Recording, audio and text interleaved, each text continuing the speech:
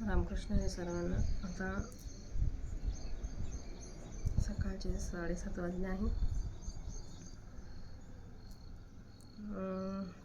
माऊलींच्या सेवेला आता मी सुरुवात करत आहे.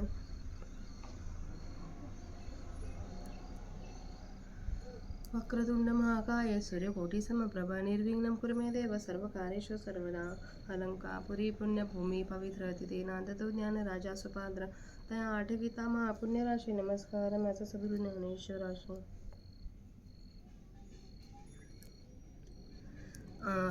ज्ञानेश्वरी अध्याय 8. आज आपण अध्याय 8 सुरुवात करत आहोत.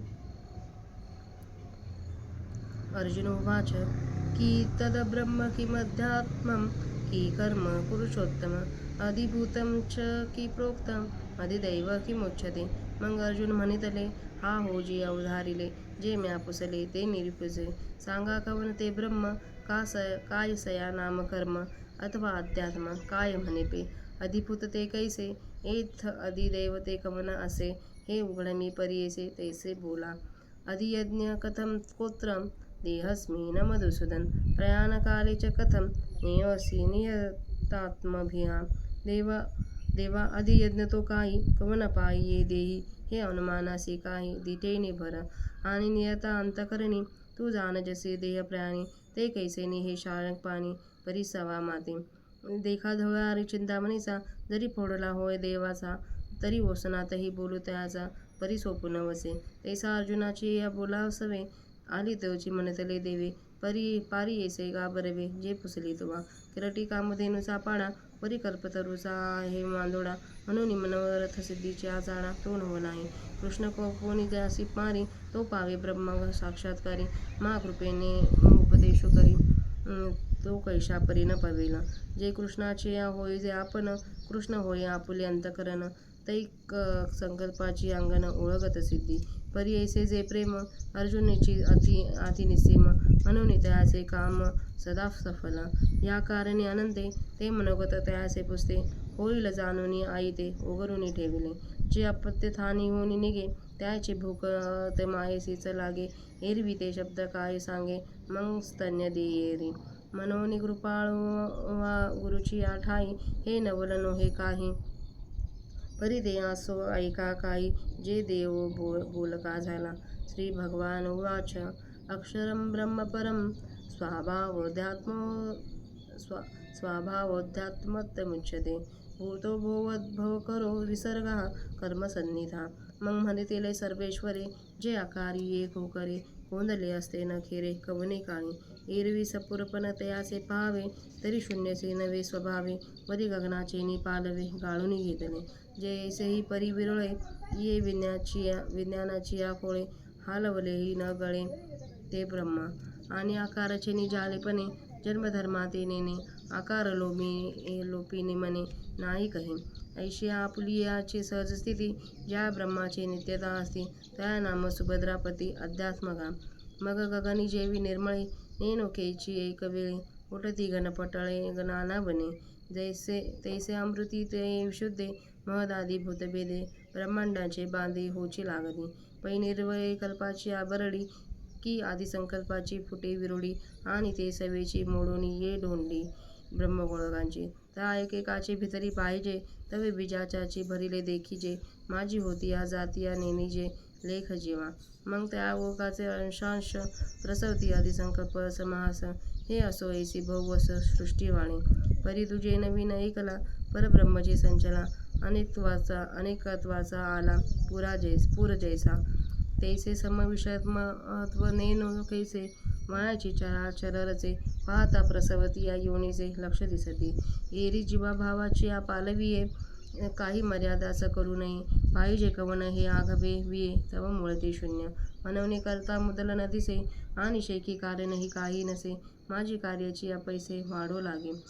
ऐसा करते नवीन गोचरू अव्यक्ती हा आकारू. निषेज जो व्यापारू तया नामकर्म. अधिभूतं क्षरो भाव पुरुषच्छादिदैवतम्. अधियज्ञो मात्रे देहभृतांबरम्. आता अधिभूत जे म्हणिपे तेही सांगो संक्षेपे तरी होया निहारपे अभ्र जैसे.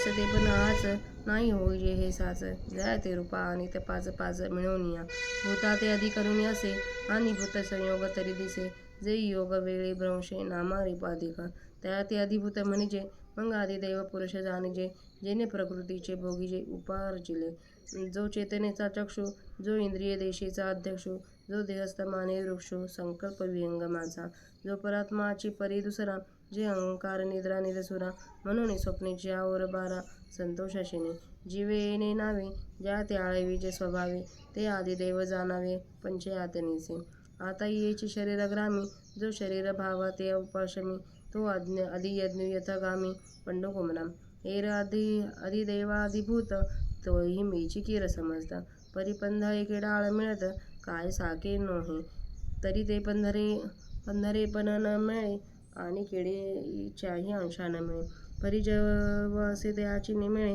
तेव्हा साकेचे म्हणजे तैसे अधिभूत आधी आगवे हे अविद्येचे पालवे झाकले तेव्हा मानावे वेगळे ऐसे त्याची अविद्येची जवनिका फिटे आणि भेदभावाची अवधी तोडे मग म्हणू एक होनी जरी आटे तरी काय दोन्ही होते पै केशांचा गुंडाळा ठेविली स्फटिक कशळा तेवरी पाहिली डोळा तव भेदली गमने पाठी केश परवते नेले आणि भेदले पैन काय नैनो झाले तरी डाक देऊनी साधले श्वेते काही ना ते अखंडची आयती परिसंगी भिन्न गमली होते ते सारिली या मागवती जैसे का तैसे तेवी हंभाव जाय तरी ऐके ते आधीचे आहे हेची साचे जेत होय तू आधी यज्ञ मी पैगा आम्ही तुझ सकाळ यज्ञ कर्मज सांगतीले काज मनी धरुणी तू हा सकाळ जीवाचा विसावा निष्कर्म सुखाचा ठेवा परी उघड करुणी पांडवा दावी जित असे पहिले वैराग्य इंधन परिपूर्ती इंद्रिया नळी प्रदीप्ती विषयद्रव्येची आहुती देऊन या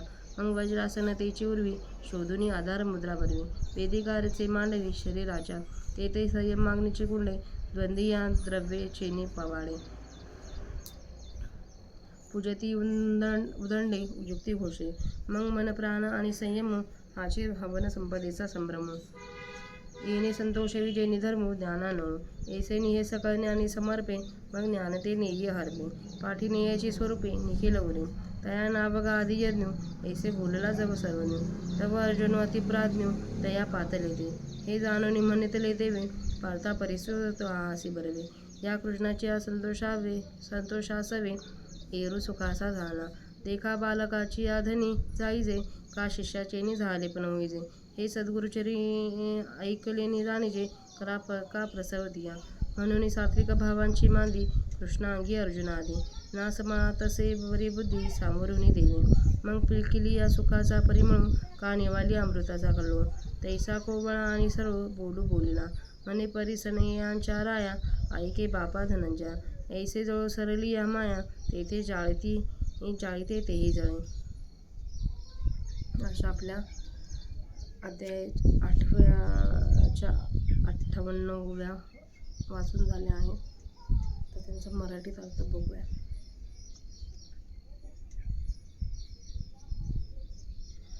अर्जुन म्हणाला, हे पुरुषोत्तमा, ते ब्रह्म म्हणजे काय, अध्यात्म म्हणजे काय, कर्म म्हणजे काय, आदिभूत कशाला म्हणतात, आदिदेव कशाला म्हणतात. मग अर्जुन म्हणाला, अहो महाराज, ऐकलं का, जे मी विचारले ते सांगा. ते ब्रह्म कोणते, कर्म कशाचे नाव आहे, आणि अध्यात्म म्हणतात ते काय, आदिभूत म्हणतात ते कसे आहे, यात आदिदेव ते कोण आहे, हे मला स्पष्ट समजेल असे सांगा.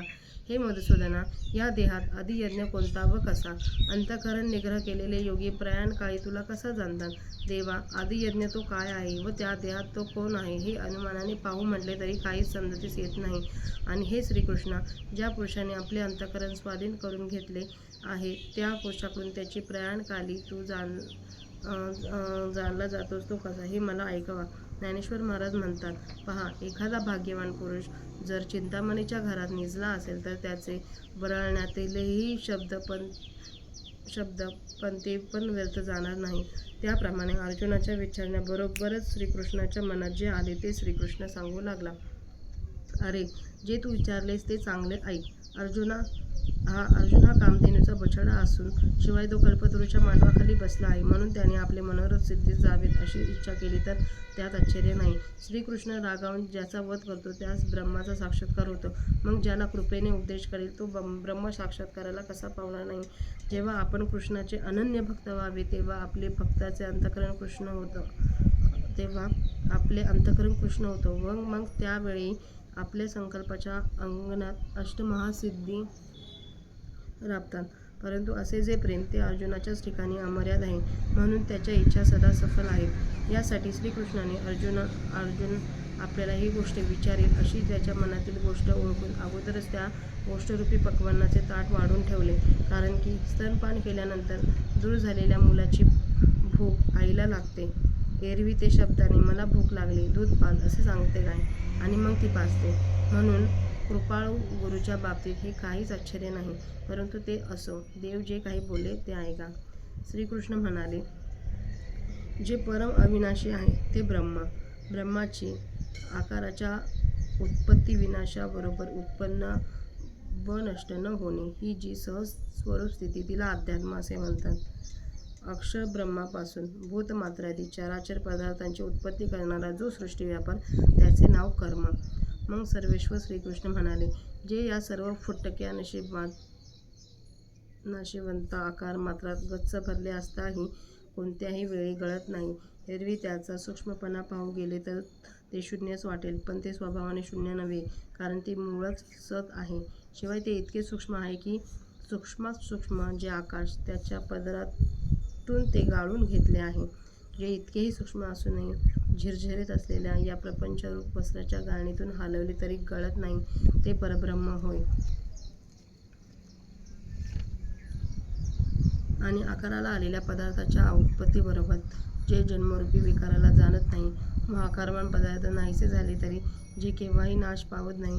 अर्जुना, याप्रमाणे आपल्या सहस्थितीने असणाऱ्या ब्रह्माचे जे अखंडत्व त्या अखंडत्वास अध्यात्म हे नाव आहे. मग ज्याप्रमाणे निर्मळ आकाशात एकदम निळ्या रंगाच्या मेघांच्या फळ्या कशा येतात हे कळत नाही, त्याप्रमाणे त्या विशेष शुद्ध व निराकार अशा ब्रह्माच्या ठिकाणी महत्तत्व वगैरे भूतभेदाने ब्रह्मांडाचे आकार उत्पन्न व्हावयासच लागतात.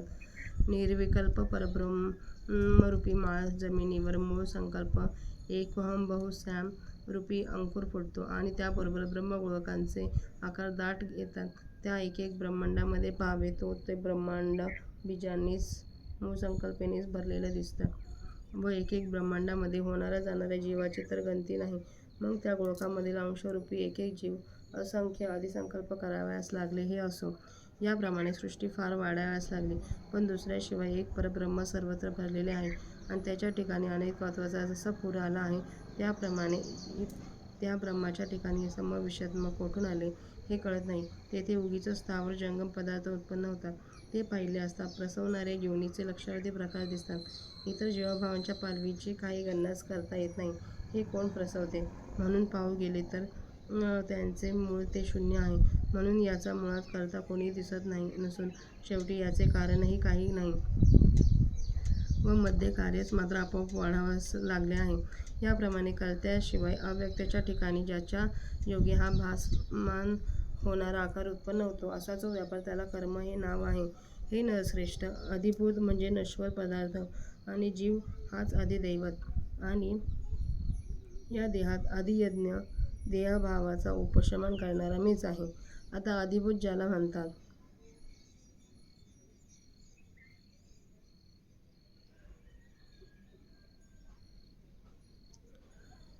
तेही थोडक्यात सांगतो. तर ज्याप्रमाणे ढग उत्पन्न होतात व लय पावतात त्याप्रमाणे ज्यांचे अस्तित्व उगीच वरवर असते व न होणे हे ज्याचे खरे स्वरूप आहे आणि ज्याला पंचमहाभूते एकत्र होऊन व्यक्तदशेला आणतात, जे पंचमहाभूतांचे आश्रय अरुण असतात आणि पंचमहाभूतांचा संयोग पंचीकरण झाला तरच ते जे दिसते आणि पंचमहाभूतांचा वियोग झाला असता जे नामरूपात्मक शरीर नाशाला पावते त्याला शरीराला अधिभूत म्हणावे. मग आदिदैव म्हणजे पुरुष समजावा. तो प्रकृतीने मिळवलेले भोग भोगतो, जो चेतनेचा प्रकाशक आहे, जो इंद्रियरूपी देशाचा स्वामी आहे आणि जो देह पडण्याच्या वेळी संकल्परूप पक्षी राहण्याचा वृक्ष आहे, जो वास्तविक परमात्माच आहे, पण जो दुसरा वेगळा झाला कारण की त्यास अहंकाररूपी झोप येऊन द्वैत भासात्मक स्वप्नाच्या व्यवहाराने तो संतोष पावतात आणि कष्टी होतो. ज्याला जीव या नावाने संबोधता बोलतात त्याला पंचभूतात्मक शरीररूपी घरातील आदिदैव समजावे. आता या शरीररूपी गावामध्ये जो शरीर भावाला देह अहंकारादिकांनी नाहीसे करतो तो या शरीरातील आदियज्ञ अर्जुना मी आहे. इतर आदिदैव आदिभूत तेही सर्व खरोखरच मीच आहे. परंतु अस्सल सोने डांकाला मिळाले तर ते हिणकस होत नाही काय? वास्तविक त्या सोन्याचा उत्तमपणा मिळत नाही आणि ते सोने किड्यांच्या भागाबरोबर तद्रूप होत नाही. पण जोपर्यंत ते उत्तम सोने किड्यांच्या मिलाफाने असते तोपर्यंत त्याला हिणकसच म्हटले जाते. त्याप्रमाणे आदिभूत वगैरे हे सर्व जोपर्यंत अविद्येच्या पदराने झाकलेले आहे तोपर्यंत वेगळे असे समजावेत. तोच अविद्येचा पडदा काढला म्हणजे द्वैतभावाची हद्द संपते. मग हे एकमेकांना मिळून तद्रूप झाले असे जर म्हणावे तर पहिल्या प्रथम ते दोन होते. केसांचा गुंडाळा आहे व त्यावर स्फटिकांची शिळा ठेवली तर ती वरून डोळ्यांना पहिली असता फुटलेली दिसते. नंतर केस त्या स्फटिक शिळेपासून दूर काढले मग त्या शिळेचा फुटकेपणा कुठे गेला ते कळत नाही. तर डाग देऊन त्या शिळेला जोडले काय? तर नाही, ती मूळची अखंड होती तशीच आहे, परंतु केसांच्या संगतीने भंगलेली दिसत होती. ते केस दूर झाल्यावर ती मूळची जशी अखंड होती तशीच आहे. त्याप्रमाणे अहंकार गेला तर ऐक्य मूळचेच आहे. हा प्रकार खरोखर जेथे घडतो तो आदियज्ञ मी आहे. अरे, आम्ही जो हेतू मनात धरून सर्व यज्ञ कर्मापासून झाले आहेत असे 4था अध्याय तुला सांगितले तो हा आदियज्ञ सर्व जीवांचा विसावा आहे व निष्कर्म सुखाचा ठेवा आहे. पण अर्जुना, तुला तो मी उघड करून दाखवित आहे.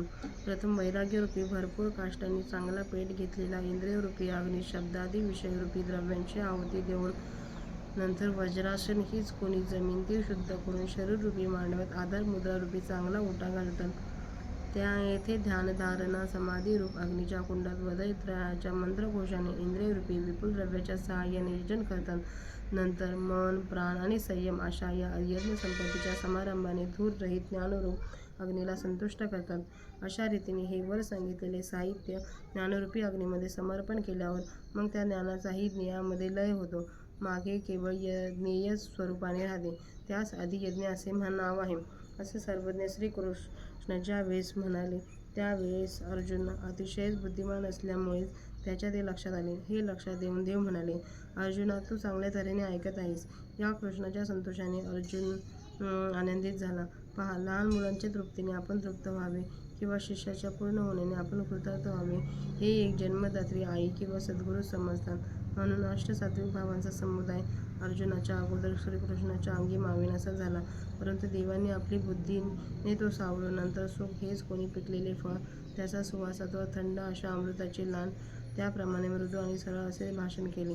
श्रीकृष्ण म्हणाले, श्रोत्यांतील श्रेष्ठ अर्जुना, बाबा ऐक. याप्रमाणे माया जळण्याची संपली की तिला जाळणारे जे ज्ञान तेही त्या प्रसंगी जळून नाहीसे होते. अशा प्रकारे आपल्या अध्याय 8व्यातील 58व्या माऊलींच्या प्राप्त भाषेतील 58 ओव्यांचं पठण झालेलं आहे आणि आजची माऊलींची सेवा इथं संपन्न होत आहे. रामकृष्ण हरी सर्वांना. थँक्यू.